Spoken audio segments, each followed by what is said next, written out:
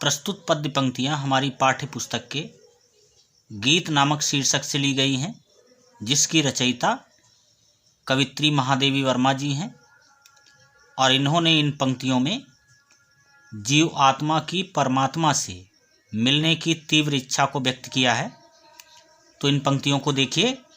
पंथ होने दो अपरिचित, प्राण रहने दो अकेला, घेर ले छाया अमाबन, आज कंजल अश्रुओं में, रिम झिमा ले यह घिरातन, और होंगे नयन सूखे, तिल बुझे और पलक रूखे, आद्र चितवन में यहाँ शत विद्युतों में दीप खेला।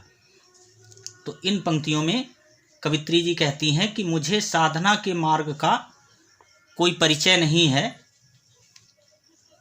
और वो कहती हैं कि मेरे प्राण इस मार्ग का अकेला ही पथिक है, परंतु मार्ग का ज्ञान न होने पर तथा अकेलापन होते हुए भी मैं इस मार्ग पर चलूँगी, चाहे मुझे मेरी ही छाया अमावस्या बनकर घेर ले और मेरी साधना के मार्ग में अंधकार छा जाए, तथा चाहे काजल से युक्त आंसुओं का बादल रिमझिम बरसने लगे, अर्थात चाहे मैं आपत्तियों से घिर जाऊं, चाहे मेरी साधना के मार्ग में कितनी ही बाधाएं और विघ्न आएं, मैं इस मार्ग को नहीं छोड़ूंगी।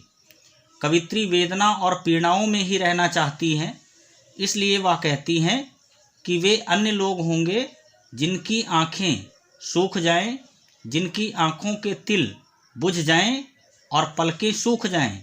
कवित्री की दृष्टि तो सदा गीली ही रहेगी, यहाँ तो सैकड़ों बिजलियों में भी दीपक का खेल होता रहेगा, अर्थात कष्टों में भी साधना होती रहेगी। अगली पंक्तियां हैं। मैं नीर भरी दुख की बदली, स्पंदन में चिर निस्पंदन बसा, क्रंदन में आहत विश्व हंसा, नयनों में दीपक से जलते, पलकों में निर्झरणी मचली, मेरा पग पग संगीत भरा, श्वासों से स्वप्न पराग झरा, नभ के नव रंग बुनते दुकूल, छाया में मलय बयार पली।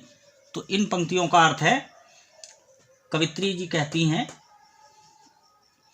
कि मुझे अपने अज्ञात प्रीतम के विरह में वो व्याकुल हैं, तथा विरह की इस वेदना में ही वह आनंद का अनुभव करती हैं।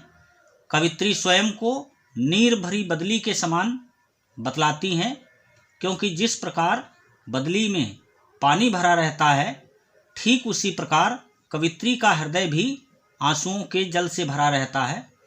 कवित्री कहती हैं कि स्पंदन गतिशीलता में भी सदैव गतिहीनता पाई जाती है, ठीक वैसे ही मेरे रोने में भी यह विश्व हंसता है, मुझे इस रोने में भी आनंद का अनुभव होता है।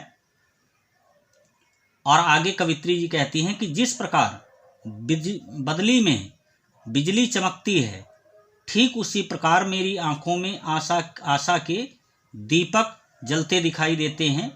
जिस प्रकार बदली के जल से झरने प्रवाहित हो जाते हैं, उसी प्रकार मेरी आंखों में आंसुओं के झरने मचल उठते हैं। विरह की पीड़ा में भी मुझे उस प्रियतम से मिलने की पूर्ण आशा है, इसीलिए मेरे प्रत्येक कदम में संगीत भरा हुआ है, मेरी श्वासों में प्रिय मिलन का स्वप्न रूपी पराग झरता है।